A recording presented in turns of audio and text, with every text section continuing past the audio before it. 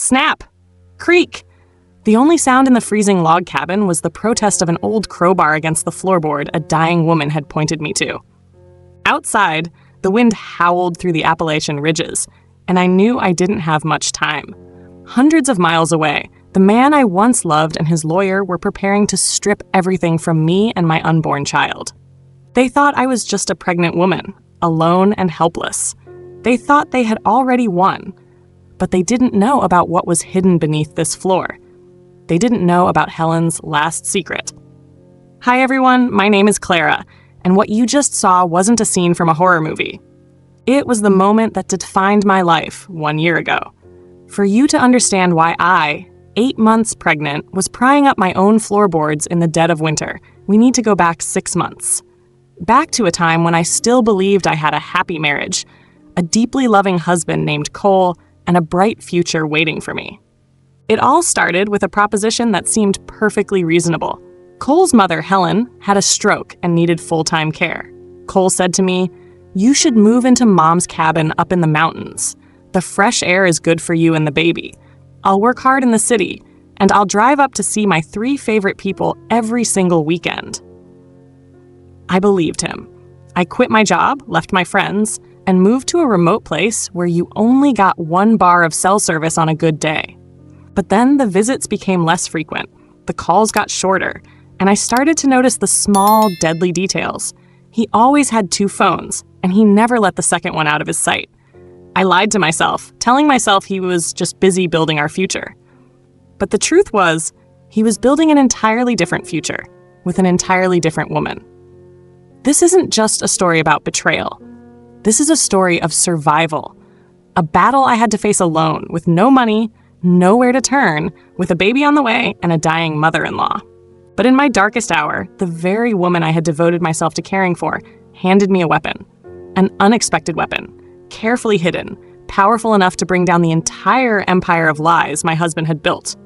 In today's video, I'm going to tell you the whole story, the ruthless plot to steal a fortune, the evidence hidden on an old iPad, and the explosive courtroom showdown that changed everything. Stick with me, because this is a journey where, in the end, justice wasn't just served, it was seized by the very people who were supposed to be the weakest. It all began with a promise, wrapped in the wild beauty of the Appalachian Mountains. As we drove up the trail to Helen's house, the fall sunlight streamed through the brilliant yellow leaves, painting a scene so peaceful it broke your heart. Cole held my hand, telling me this would be a new beginning for all of us. A place for our son to breathe fresh air, a place for Mom to rest and recover, and a place for our family to truly be a family, he said, and I believed every word. The log cabin was simple but sturdy, smelling of pine wood and warm memories. My daughter, Lily, immediately fell in love with the wide yard and the little creek that bubbled at the edge of the garden. The first few weeks were a dream. Cole kept his promise. Every Friday afternoon, his pickup truck would roll down the gravel road, loaded with groceries for the week and little toys for Lily. He'd fix the porch, chop wood, and spend hours talking with his mom while I happily cooked dinner. In those moments, I felt like the luckiest woman alive. The burden of caring for Helen felt lighter with him by my side. This was a temporary sacrifice, I told myself, for a better future. But then, fall gave way to the first cold winds of winter, and the warmth in our home began to fade with it. First came the abruptly canceled visits. "Sorry, honey, a huge project just came up," he'd say over the phone, his voice tired. "The client needs me in the office this weekend." I was understanding. 1 week turned into 2. Then he only came home once a month, with a distant look on his face and his eyes glued to his phone screen. The bags of groceries were replaced by a few bills he'd quickly shove into my hand before leaving. That's when I started to pay attention. The video calls became a sophisticated form of torture. I would set the tablet up in front of Helen, trying to make her look as healthy as possible. Cole would appear on screen, not from a messy office or a dusty construction site. No, he was in a minimalist, expensive-looking apartment with a wall of glass overlooking a panorama of glittering city lights. He'd ask the same hollow questions. "How's Mom feeling? Is Clara taking good care of you?" But his eyes never truly looked at us. They would just scan briefly, as if checking off a to-do list. Meanwhile, on my end, there was the smell of antiseptic and the sound of Helen's labored breathing, a reality he seemed completely numb to. And then I found the second phone. During one of his rare visits home, while he was on a call with a partner on his usual phone, another sound rang out from his coat pocket. A cheerful modern ringtone, completely unfamiliar. He flinched, quickly silencing it, and shot a quick glance at me. Just a work phone, he deflected. But the way he jumped, the way he hit it, planted a cold seed of suspicion in my heart. Helen, though her body was frail, had a mind that was terrifyingly sharp. She lay there, silently observing it all. She saw the calls getting shorter, the promises growing emptier. One evening, as I was massaging her swollen feet, she gripped my hand. Her eyes were clear, looking straight into mine as she said something that haunts me to this day. "Clara," she said slowly, "a man's actions in the small moments will tell you everything about his nature in the big ones." At the time, I still tried to brush it off. I told myself I was pregnant, overly sensitive, that Cole was under immense pressure and I should be a more understanding wife.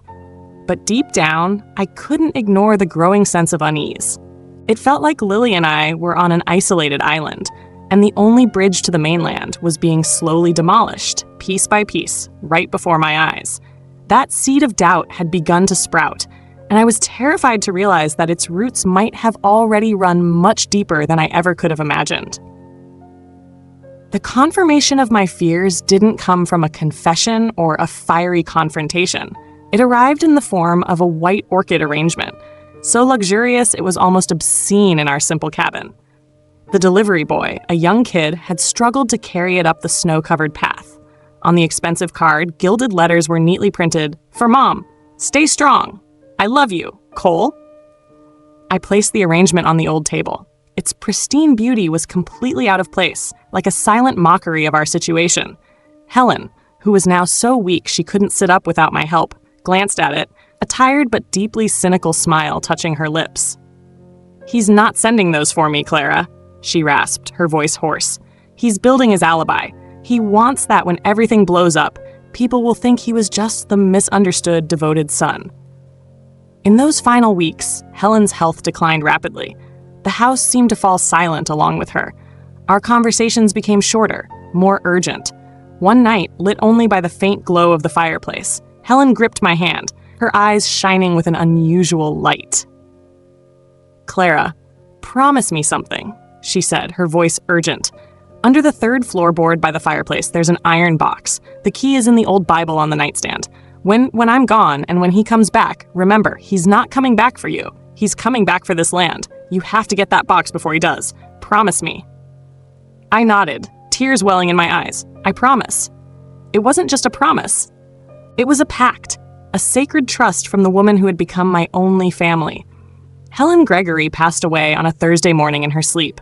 I woke up not to a sound, but to a terrifying silence, the kind of absolute stillness that only comes when a life has just left the world. I walked to her bedside, touched her hand, already cold. There was no pain, no struggle. She had gone peacefully, just as she had lived her final days. After calling the doctor and the funeral home, I did the hardest thing. I called Cole. The phone rang for a long time. When he finally picked up, his voice was groggy and annoyed. "Your mother's gone, Cole," I said, my own voice surprisingly steady. A long pause. I could hear him shifting in bed. "When?" he asked. "Last night, in her sleep."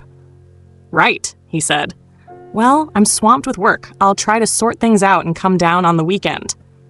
"You need to come home now," I said through gritted teeth. "This is your mother." "I told you I can't, Clara," he snapped. "You handle the arrangements for now. I'll be there as soon as I can."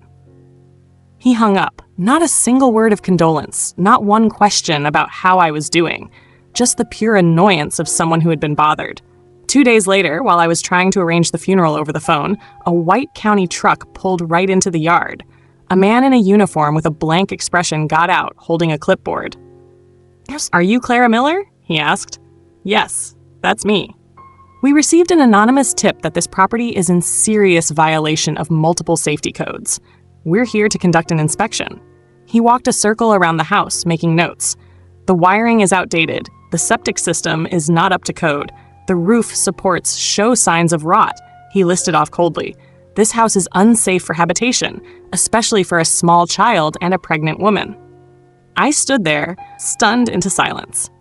Before I could react, he pulled out a bright orange notice and slapped it onto the front door. On it, huge black letters seemed to dance before my eyes. Condemned, unsafe structure. In a single moment, my entire world collapsed. I hadn't just lost Helen, now I had lost my home. I stood in the freezing, snow-covered yard, staring at that orange paper, and a horrifying, crystal-clear truth shot through my mind. This wasn't a coincidence. It was a calculated attack. And that anonymous tip could have only come from one person. Cole hadn't even come home yet, but his war had already begun. The paralysis lasted only a few seconds. The orange paper on the worn wooden door was like a lit match, igniting my grief and turning it into something else. A cold, sharp rage. Cole had underestimated me. He thought the pain would break me, that the isolation would make me helpless. He was wrong. Before the fear had a chance to return, I pulled out my phone. My hand was shaking, but my best friend Jess answered was surprisingly steady. Jess is a lawyer, a friend from college, and the only person on this earth I could trust completely right now. I told her everything in a flat, tearless monotone.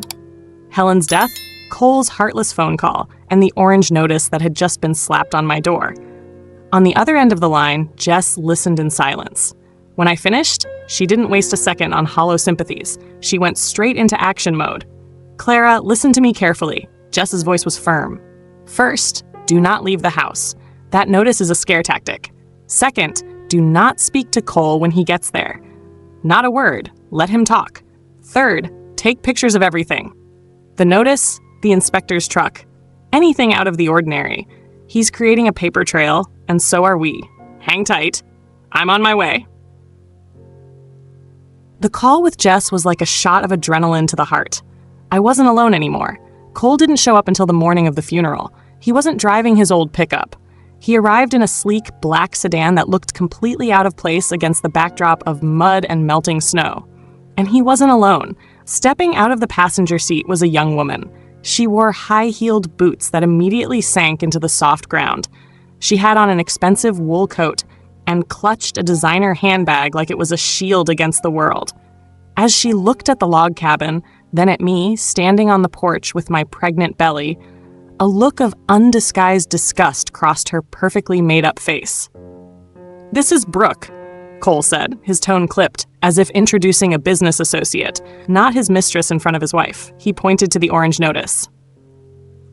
"What the hell is this?" "You know exactly what it is, Cole," I replied, my voice ice cold. "Your anonymous tip, right?" Cole smirked, deciding to drop all pretense. "Look, we have to sell this dump anyway. Let's just get to the point. Where are the property deeds? We need to sort out the inheritance." In that moment, Helen's words echoed in my mind. I took a deep breath, trying to keep my face a blank mask. I turned, went inside, retrieved a folder of documents, and handed it to him. Cole snatched it from me. He flipped through the pages, his lips pressed into a thin line. Brooke stood beside him, arms crossed, a smug look on her face. Then Cole stopped at the last page. His expression shifted. From confidence to confusion, then to a shade of crimson, uncontrollable rage. "What is this?" he roared, waving the will in my face. Helen's entire estate, the house and her savings account, was left to me, Clara Miller. "What did you do? You manipulated a dying old woman." His accusations echoed through the room, but I stood my ground. I had prepared for this. Brooke placed a perfectly manicured hand on Cole's shoulder. "Cole, baby, calm down," she said, her voice sweet but calculated. "We can sue. This is a clear case of undue influence. A court will never uphold it." Her words confirmed everything. They hadn't just anticipated this. They had planned for it. They had already consulted a lawyer. Cole pointed a finger in my face. "You won't get a single cent," he hissed. "This is my family's property. I'll take you to court. I'll prove you're an unfit mother. I will take everything back." They left right after that, leaving me alone in the cold house with their threats still ringing in the air. But instead I felt a strange sense of clarity. The war was officially on, and I knew what I had to do next. Helen had given me a mission. It was time to find the iron box under the third floorboard. The sound of the black sedan's engine faded, leaving a heavy silence to envelop the log cabin. But this time, the silence brought no peace. It was taut, like a guitar string, vibrating with threats and the promise of a coming war. The rage I'd felt earlier had now subsided, replaced by a cold resolve. Cole had declared war, and I would not back down. I bolted the front door and drew the curtains across every window.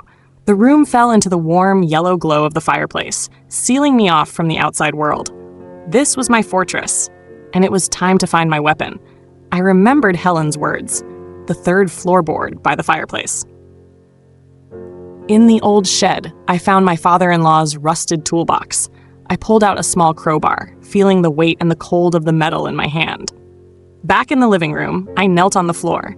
My 8-month pregnant belly made every movement heavy and awkward. I had to lean carefully, trying not to put too much pressure on my body. The third floorboard. It looked no different from the rest, nailed down tight by time-discolored nails. I wedged the tip of the crowbar into a crack and used all my strength to pry it up. The old wood groaned in protest against my efforts. Sweat beaded on my forehead, not just from the exertion, but from the stress. What if Helen was mistaken? What if there was nothing there? I pushed the thoughts aside, focusing all my energy into one final heave. Crack! A dry snap echoed through the room, and the end of the board popped free. I pulled it up with my hands, revealing a dark space that smelled of damp earth and the dust of years. And there, lying silently in the darkness, was an old army green metal box. My heart hammered against my ribs. I carefully reached down and lifted the box out. It was heavier than I expected. I set it on the rug in front of the fire, then rushed into Helen's bedroom to retrieve the old Bible from her nightstand. Just as she'd said, the small brass key was hidden inside. I held my breath as I fit the key into the lock. A sharp click echoed in the quiet room, and the lid popped open. The first things I saw were familiar papers. Birth certificates, my father-in-law's death certificate, and most importantly, the original copy of the will Helen's lawyer had drafted. Beneath them was a stack of letters, neatly tied with a string. I curiously opened one. It was a letter Helen had written to her sister years ago, complaining about Cole's bad habits and irresponsibility, clear proof that his character flaws were nothing new. And then, at the very bottom of the box, wrapped in a piece of old velvet cloth, was something I never expected. An iPad. It looked old, the screen covered in dust. A flicker of doubt crossed my mind. Would it even turn on? But Helen had planned for everything. Next to it was a charger, still in its plastic pouch. I plugged it in, and after a few seconds that felt like an eternity, the screen lit up with the familiar Apple logo. I felt a jolt of electricity run down my spine. Once the device booted up, I went straight to the photo library. And there it was. Everything, not just one video. Dozens of videos and hundreds of screenshots of text messages. I tapped on the most recent video. Cole's angry face filled the screen, and Helen's voice, frail but firm, came from behind the camera. "I'm not giving you another dime to spend on that girl," Helen said. And Cole yelled back, "Don't you get it? I need to show I have assets so her father will invest. This house is the only thing I have." The video was a confession. I scrolled further, finding the screenshots of texts Cole had sent his mother. "Mom, I need $5,000. Brooke wants a new bag. Mom, my credit card is maxed out. Save me. Mom, don't tell Clara about this." Tears started to fall, but they weren't tears of sadness. They were tears of vindication, of bitter confirmation. I stared at the screen, at the undeniable proof of deceit and greed. "This is it," I whispered. "This is the weapon you left for me, Mom." Just then, the sound of a familiar car pulled into the yard, followed by a firm knock on the door. "Clara, it's me, Jess." I quickly wiped my tears away, a smile spreading across my face for the first time in days.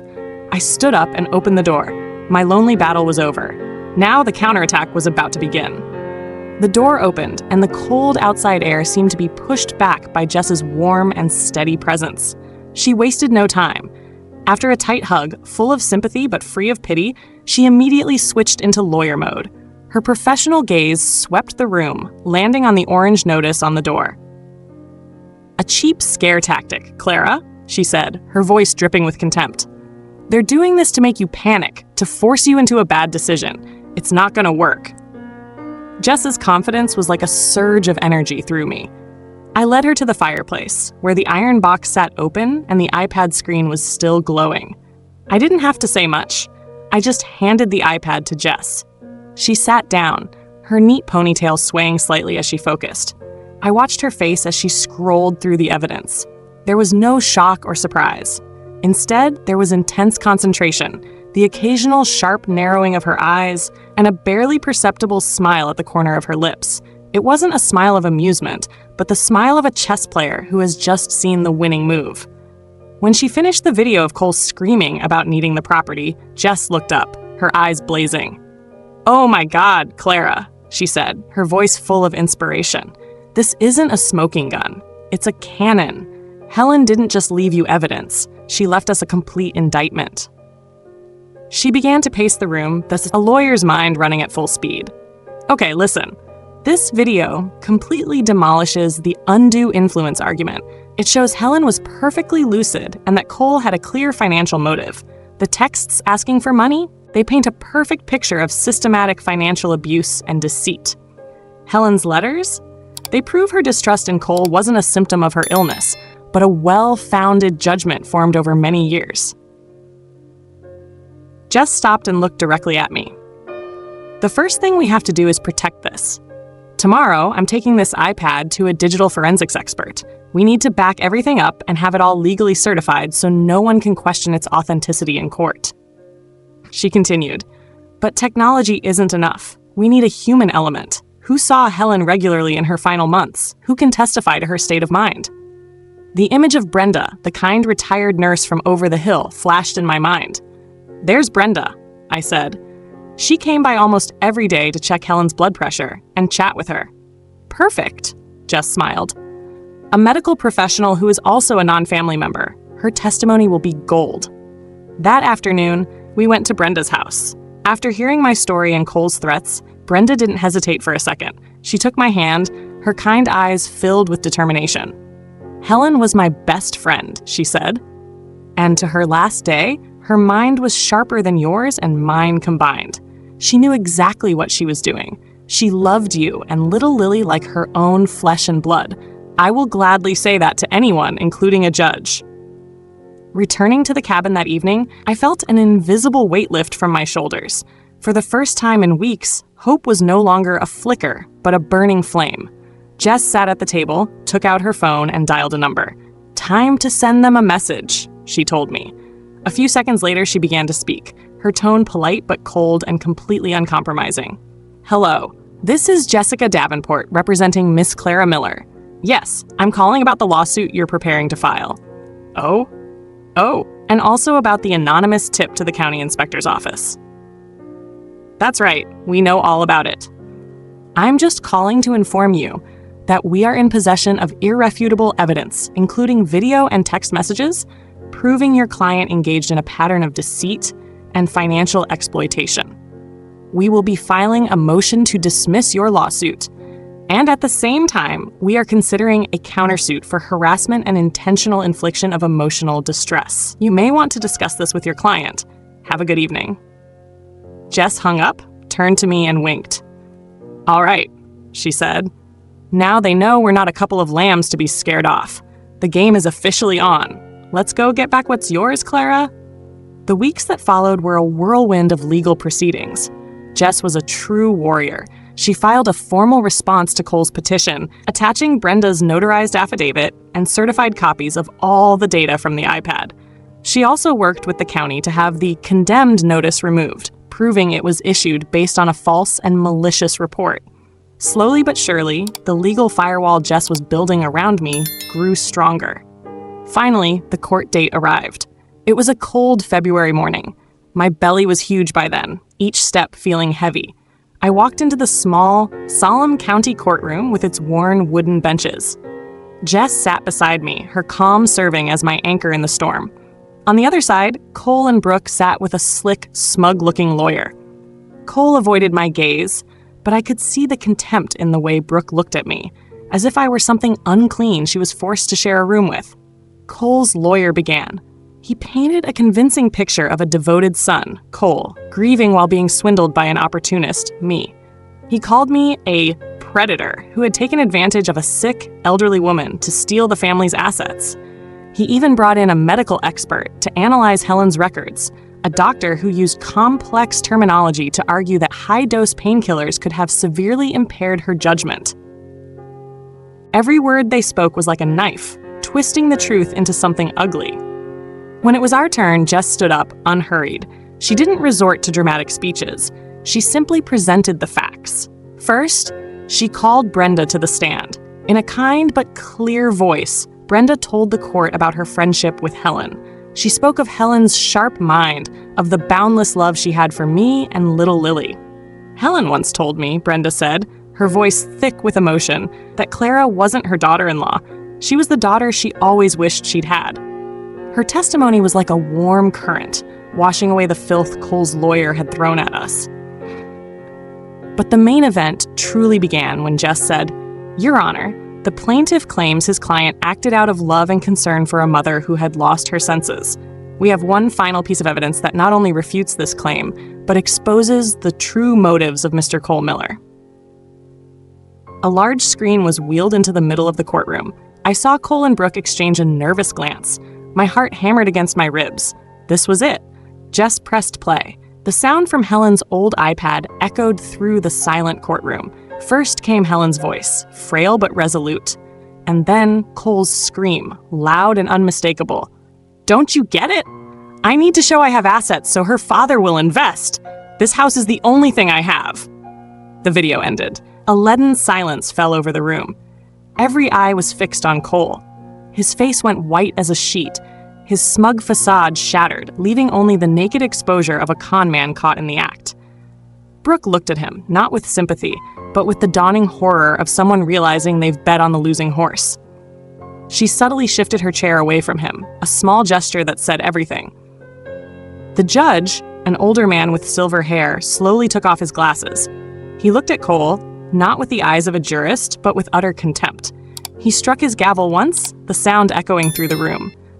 "The will of Helen Gregory is to be upheld in its entirety," he declared, his voice firm. "The plaintiff's petition is hereby dismissed." He paused, looking directly at Cole. "And I must add, Mr. Miller, that your use of the legal system to try and defraud the final wishes of your own mother is a shameful act. This case is closed." A wave of relief and tremors washed over me. I squeezed Jess's hand. I did it. We did it. As we walked out of the courtroom, for the first time in months, I could take a deep, full breath. The storm had finally passed. Walking out of the courthouse that day, I didn't feel a rush of euphoria. Instead, it was a profound sense of relief, as if a weight I had carried for too long had finally been set down. The war was over. Now it was time to start living. News in a small town travels faster than wildfire. A few weeks later, during a visit, Brenda told me the rest of the story I wasn't there to see. The courtroom video somehow became the talk of the town. Cole's downfall wasn't just in the courtroom. It was social and financial. Apparently, Brooke's father, a man who valued his reputation above all else, was furious. He not only cut his daughter off completely, but he also made sure every business door in the state was slammed shut in Cole's face. Deprived of his source of money and facing the scorn of everyone, Brooke quietly packed her things and vanished from Cole's life just a week later. A relationship built on greed crumbled when there was no more greed to feed it.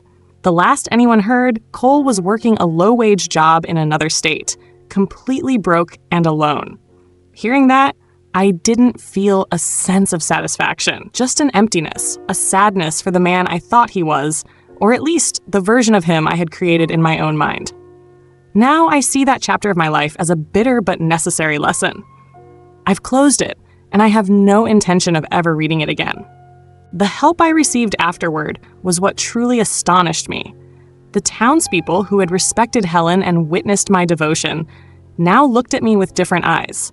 They didn't see me as a pitiful victim, but as a resilient survivor. And they took action. Brenda organized a community fix-up day. The town carpenter volunteered to rewire the entire house. A farmer from a nearby property helped me install a new water pump. The women from Helen's book club brought over hot meals, baby clothes, and vibrant potted flowers to plant on the porch. They didn't do it out of pity. They did it out of neighborly love. out of respect for Helen and because they believed in protecting one of their own. The log cabin, once a place of isolation and sorrow, was now filled with laughter, the sound of hammers, and the warmth of human kindness. A month later, on a clear spring morning, my son was born. I named him Owen, a name that means nobility and courage. He was the symbol of my new beginning. Our life slowly found its rhythm. Lily started at the county school and quickly made new friends. I used part of Helen's savings to enroll in an online accounting course and began doing the books for small businesses in the area. The house was now repainted, the garden was well tended, and the sound of Owen's cooes with Lily's bright laughter was the most beautiful music I had ever heard. One afternoon, while Owen was fast asleep and Lily was busy drawing, I sat down in Helen's old armchair, the one I had kept as a memento. I took out her last letter, the one I hadn't dared to read until now. My hand trembled slightly as I opened the envelope. Helen's familiar handwriting appeared. "My dearest Clara, if you are reading this, it means I am gone and that you are still in our home. I know what you must have gone through. I know Cole came back and he brought the storm with him. But I also knew that you were stronger than any storm. I left you this house not because you cared for me, but because you loved me. You brought light and laughter to my final dark days. You gave me a real family, something my own son could not. This house isn't a burden, Clara. It's a foundation. Build your life on it. Fill it with love, with the laughter of children, and with the peace you so deeply deserve. Never let anyone tell you that you are not worthy. With all my love, your mom, Helen." I folded the letter, tears streaming down my cheeks, but this time they were tears of gratitude and happiness. I looked out the window at my daughter playing, at the wide-open future, and I knew my journey had taught me invaluable lessons. That resilience isn't about never falling down, but about always knowing how to get back up. That family isn't always about blood. It's about the people who choose to stand by you when you need them most. And most importantly, that true peace doesn't come from avoiding the storm, but from learning how to dance in the rain. And now, finally, I was ready to dance.